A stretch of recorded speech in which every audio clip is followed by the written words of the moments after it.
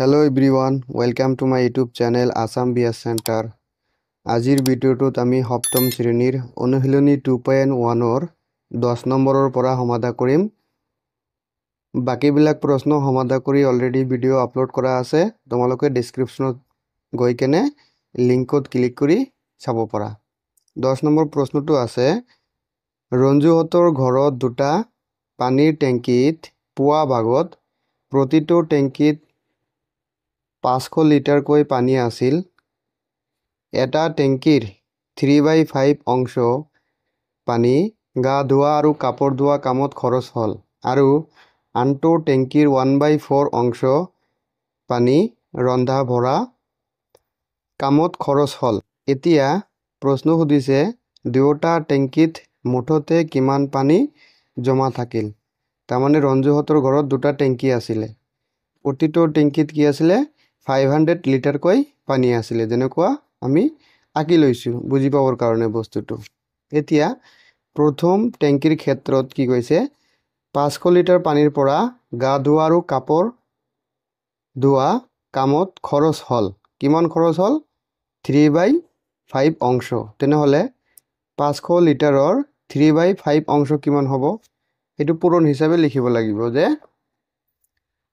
500 লিটাৰৰ 3/5 অংশ। এটো যদি আমি এতিয়া কাটাকাটি কৰো কিমান হ'ব 5 * 5 আৰু 5 * 5 বাকি থাকিল দুটা শূন্য। এতিয়া 100 পূৰণ 3 কিমান হ'ল 300। 100 পূৰণ 3 কিমান হ'ল তাৰমানে গা ধোৱা আৰু কাপোৰ ধোৱা কামত খৰচ হ'ল 300 লিটাৰ। এতিয়া 2 নম্বৰ টেংকিৰ ক্ষেত্ৰত আকৌ কি কৈছে 500 লিটাৰ পানীৰ পৰা কি কৰিছে ৰন্ধা বঢ়া কামত খৰচ হ'ল 1/4 অংশ। তেনেহলে ৰ আছে ৰ থাকিলে পূৰণ চিহ্ন দিম। 500 1/4 অংশ কিমান হ'ব 4 দি এটো হৰণ হিচাপে আছে।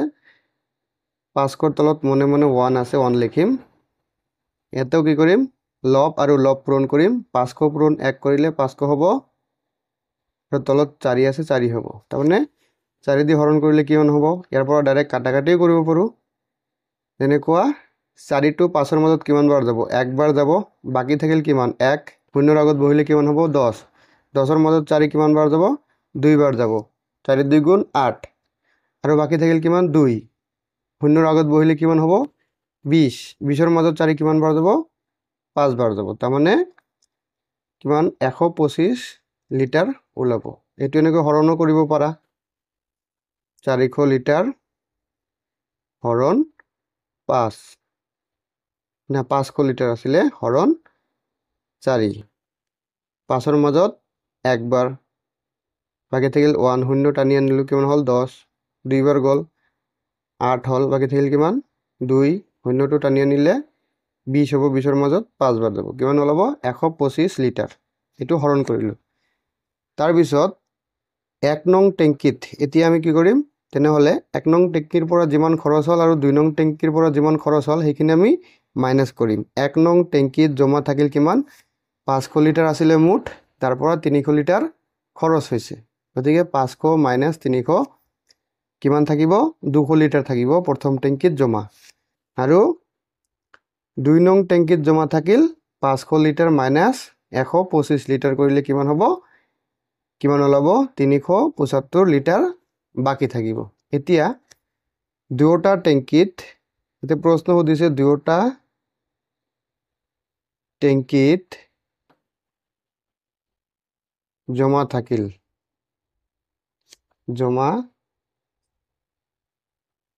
কিমান হ'ব প্ৰথম টেংকিত জমা আছিল 200 লিটাৰ যোগ দ্বিতীয় টেংকিত জমা আছিল 375 লিটাৰ। গতিকে মুঠ হৈ কিমান হ'ব 575 লিটাৰ হ'ব। কিন্তু উত্তৰমালাত দিয়া আছে 160 লিটাৰ হেতু ভুলকৈ দিয়া আছে। গতিকে শুদ্ধ উত্তৰটো হ'ব কিমান 575 লিটাৰ। এতিয়া আমি 11 নম্বৰ প্ৰশ্নটো সমাধান কৰিম। প্ৰশ্নটো আছে এটা কেকৰ 1/4 অংশ ববিতাই খাবলৈ ললে। তেনেতে ককায়েক আহি তাইৰ ভাগৰ পৰা 2/5 অংশ থপিয়াই নিলে। ববিতা কেকটোৰ কিমান অংশ খাবলৈ পালে এতিয়া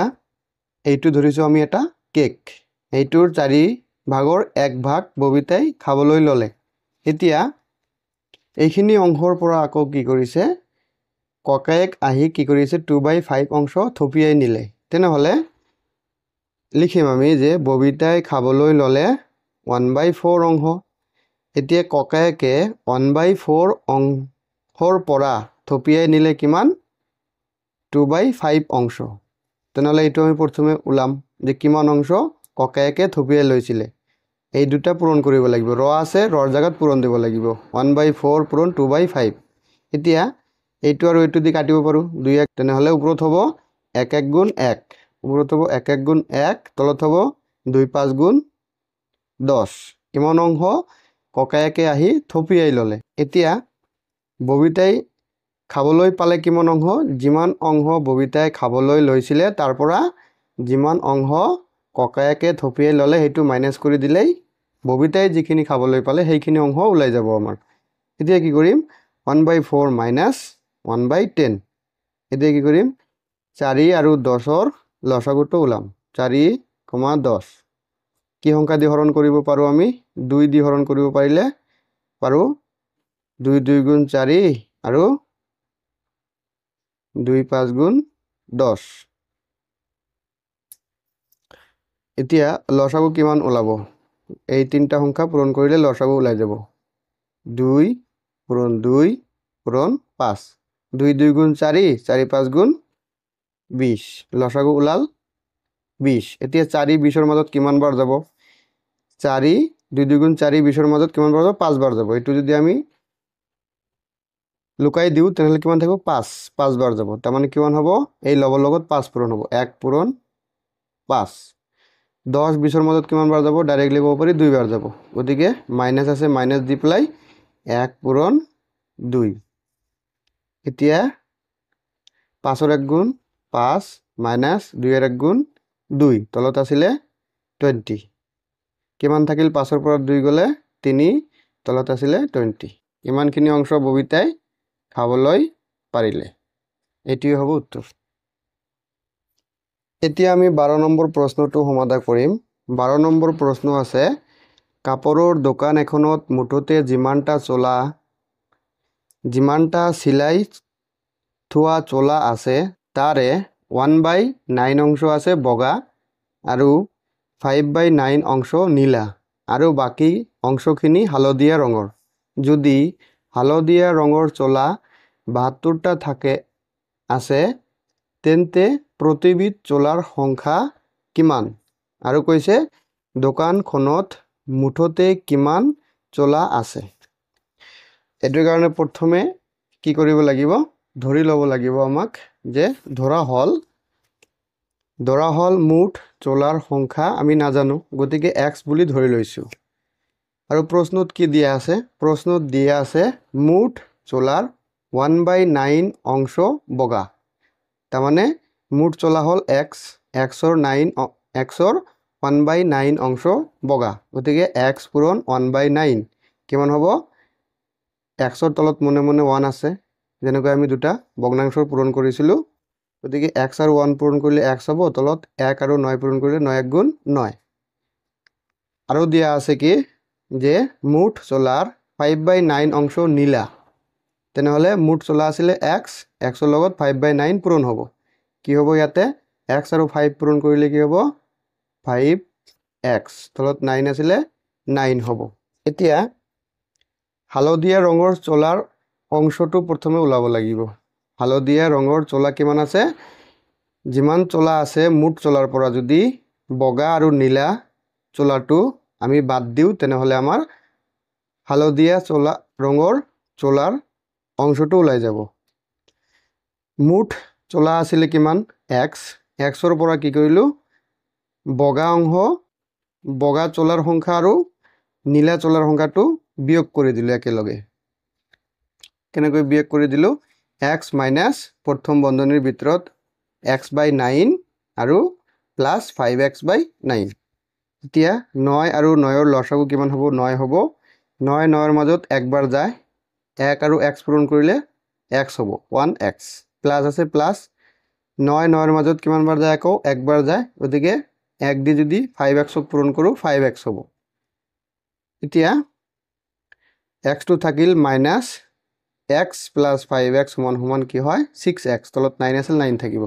এতিয়া x ৰ তলত মনে মনে 1 আছে 1 আৰু 9 ৰ লসাগু ওলাইছো 9 ওলাইছে এতিয়া 1 to 9 ৰ মাজত কিমান বাৰ যায় 9 বাৰ যাব তেনেহলে লবৰ হৈতে আকৌ কি হ'ব পূৰণ হ'ব গতিকে 9x মাইনাছ আছে মাইনাছ হ'ব আকৌ 9 to 9 ৰ মাজত একবাৰ যাব 1 পূৰণ 6x হ'ব গতিকে 6x 9x minus 6x কৰিলে কিমান হ'ব 3x এতিয়া আমি 3 গুণ 3 3 3 গুণ 9 বাকি থাকিল কিমান x by 3 এতিয়া আমি প্ৰশ্নমতে কি দিয়া আছে যে হালধীয়া ৰঙৰ চোলাৰ সংখ্যাটো ওলাব লাগে সংখ্যাটো দিয়া আছে আমাক অলৰেডি কিন্তু আমি হালধীয়া ৰঙৰ চোলাৰ অংশ কিমান পালো x by 3 অংশ হালধীয়া চোলা আছে এতিয়া প্ৰশ্নত দিয়া আছে হালধীয়া চোলা সমান সমান 72টা এতিয়া x ৰ মান ইয়াৰ পৰা ওলাব লাগিব এতিয়া বজ্ৰ গুণন পূৰণ কৰি দিম x আৰু 1 পূৰণ হ'ব x আৰু 1 পূৰণ হলে x হ'ব 3 পূৰণ 72 হ'ব 3 পূৰণ 72 কিমান হ'ব 72 পূৰণ 3 3 2 গুণ 6 আৰু 3 7 গুণ 21 গতিকে হালধীয়া ৰঙৰ চোলা যদি এদি x ৰ মান কিমান পালো আমি 216 x ৰ মান পালো 216 টা এতিয়া হালধীয়া ৰঙৰ চোলাৰ অংশ নাম সংখ্যাটো অলৰেডি দিয়া আছে কিমান 72 আৰু এতিয়া আমি বগা আৰু নীলা চোলাৰ সংখ্যাটো ওলাব লাগিব ইয়াৰ পৰা আমি ইয়াতে আহো প্ৰথমে কেনেকৈ আমি জানো আমি অলৰেডি নিৰ্ণয় কৰিছো যে বগা অংশ কিমান আছিল x by 9 বগা চোলা হ'ব কিমান আছিল x by 9 x ৰ মানটো আমি কিমান পালো 216 তলত আছিল 9 এতিয়া 216ক 9 দি যদি হৰণ কৰো কিমান হ'ব 216 হৰণ 9 কিমান বাৰ যাব 21ৰ ভিতৰত কিমান বাৰ যায় ম্যাক্সিমাম 2 বাৰ যাব 9 2 গুণ 18 বাকি থাকিল কিমান 1ৰ পৰা 8 বাদ দিব নোৱাৰি 1 ধাৰ আনিলো 11ৰ পৰা 8 গলে কিমান থাকে 3 6 টো তলত আনিলে কিমান হ'ব 36 এই 36ৰ মাজত কিমান বাৰ যাব 4 বাৰ যাব 4 9 গুণ 36 গতিকে ভাগটো সম্পূৰ্ণ হল তেনেহলে বগা চোলাৰ সংখ্যা কিমান আহিল 24টা আৰু নীলা চোলাৰ সংখ্যা নীলা চোলাৰ অংশটো অলৰেডি আমি উলাই ৰাখিছো কিমান আছে 5x by 9 নীলা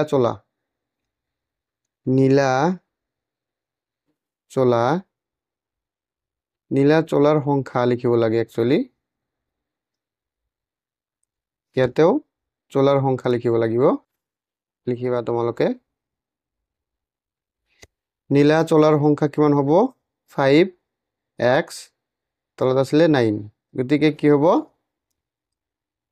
5x ৰ মান 216 তলত আছিল 9 এতিয়া আমি অলৰেডি 216ক 9 দি হৰণ কৰিলে কিমান হয় আমি উলাইছো অলৰেডি 24 গতিকে কি হ'ব এইখিনিৰ মান কিমান হ'ব 5 টো ৰাখিলো আৰু এইখিনিৰ মান অলৰেডি 24 আমি উলালো জাস্ট এতিয়া কিমান হ'ব পূৰণ কৰি দিলে 5 4 গুণ 20 হাতত থাকিল 2 5 2 গুণ 10 আৰু 2 এ কিমান হল 10 আৰু 2 12 গতিকে নীলা চোলাৰ সংখ্যা ওলাইছে কিমান 120টা এতিয়া তিনিটা আমি উলালো আৰু এটা প্ৰশ্ন সুধিছে যে মুঠ চোলা কিমানটা হ'ব গতিকে এই তিনিটা আমি যোগ কৰিব লাগিব 24 যোগ 120 আৰু 72 এই তিনিটা যোগ কৰিলে মুঠ চলাৰ সংখ্যা ওলাই যাব এই তিনিটা যোগ কৰিম আমি প্ৰথমে 120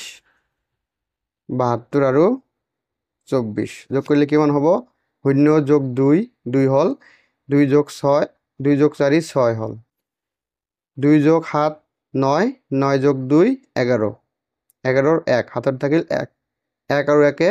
2 হ'ল গতিকে মুঠ চলাৰ সংখ্যা এতিয়া লিখিবা লাষ্টত লিখি দিবা যে দোকানটোত বা মুঠ চলাৰ সংখ্যা কিমান আহিছে 216 মুঠ চলাৰ সংখ্যা কিমান আহিছে 216 আৰু প্ৰশ্নটোৰ প্ৰথমে আমি ধৰিছিলো মুঠ চলাৰ সংখ্যা x xৰ মান আমি কিমান পাইছিলো 216 তাৰ মানে অংকটো কি হৈছে শুদ্ধ হৈছে এনেকৈ যদি তোমালোকে গণিত এটাৰ লগত আনটো ৰিলেট কৰিব পাৰা তেতিয়া হলে গণিত তোমালোকৰ ইন্টাৰেষ্টিং লাগিব গতিকে ভিডিওটো ভাল লাগিলে সাবস্ক্ৰাইব কৰিবা চেনেলটো আৰু ক্লাস ফ্ৰেণ্ডৰ মাজত শেয়াৰ কৰি দিবা আৰু লাইক এটা কৰি দিবা এতিয়া আমি 13 নম্বৰৰ প্ৰশ্ন কেইটা সমাধান কৰিম অনুশীলনী 2.1 ৰ প্ৰশ্নটো 1 নম্বৰ প্ৰশ্ন আছে 3/4 পূৰণ খালি বক্স তলতো খালি বক্স দিয়া আছে সমান সমান 9/20 তাৰ মানে 3 লগত কিমান পূৰণ কৰিলে 9 হ'ব আৰু 4 ৰ লগত কিমান পূৰণ কৰিলে 20 হ'ব গতিকে 3 লগত 3 পূৰণ কৰিম 3 3 গুণ 9 আৰু 4 ৰ লগত কিমান পূৰণ কৰিলে 20 হ'ব 4 5 গুণ 20 গতিকে আনসাৰটো ওলাই যাব 3/5 এতিয়া 13 নম্বৰৰ 2 নম্বৰ প্ৰশ্নটো আছে ওপৰত 6 দিয়া আছে তলত খালি বক্স পূৰণ ওপৰত খালি বক্স তলত 5 সমান সমান 12/35 দিয়া আছে তাৰমানে 6 ৰ লগত কিমান পূৰণ কৰিলে 12 হ'ব 6 ৰ লগত 2 পূৰণ কৰিলে 6 2 গুণ 12 আৰু 5 ৰ লগত কিমান পূৰণ কৰিলে 35 হ'ব 7 পূৰণ কৰিলে 7 5 গুণ 35 গতিকে আনসাৰটো হ'ব কি এটা হ'ব 7 প্ৰথম বক্সটোৰ মান হ'ব 7 আৰু দ্বিতীয় বক্সটোৰ মান হ'ব 2 এটি হ'ব উত্তৰ এতিয়া 13 নম্বৰৰ 3 নম্বৰ প্ৰশ্নটো সমাধান কৰিম প্ৰশ্নটো আছে 2/3 পূৰণ ওপৰত খালি বক্স তলত খালি বক্স সমান সমান 1 তাৰ মানে কি সংখ্যা দিব লাগিব যেটো লগত পূৰণ কৰিলে 1 হৈ যাব তাৰ মানে 2/3 আছে যদি আমি 3/2 দিও সাপোজ ওপৰত দিলো 3 তলত দিলো 2 এতিয়া কি হ'ব 2 আৰু 2 টো কাটি যাব 3 আৰু 3 টো কাটি যাব থাকিব কিমান একো নাথাকে মানে 1 থাকিব পূৰণ হিচাপে থাকিলে 1 থাকিব গতিকে আনসাৰটো হ'ব 3/2 এতিয়া আমি 13 নম্বৰ 4 নম্বৰ প্ৰশ্নটো সমাধান কৰিম প্ৰশ্নটো আছে 5 তলত দিয়া আছে খালি বক্স পূৰণ 7 তলত দিয়া আছে খালি বক্স সমান সমান 1 আগৰটোৰ নিচিনাই এটো কি কৰিব লাগিব ইয়াতে তলত যদি আমি 7 দিও ইয়াতে যদি তলত আমি 5 দিও তেনে হলে 7 আৰু 7 টো কাটি দিব পাৰিম 7 গুণ 7 7 গুণ 7 5 গুণ 5 5 গুণ 5 বাকি থাকিব কিমান 1 গতিকে আনসাৰ হৈ যাব 7 আৰু 5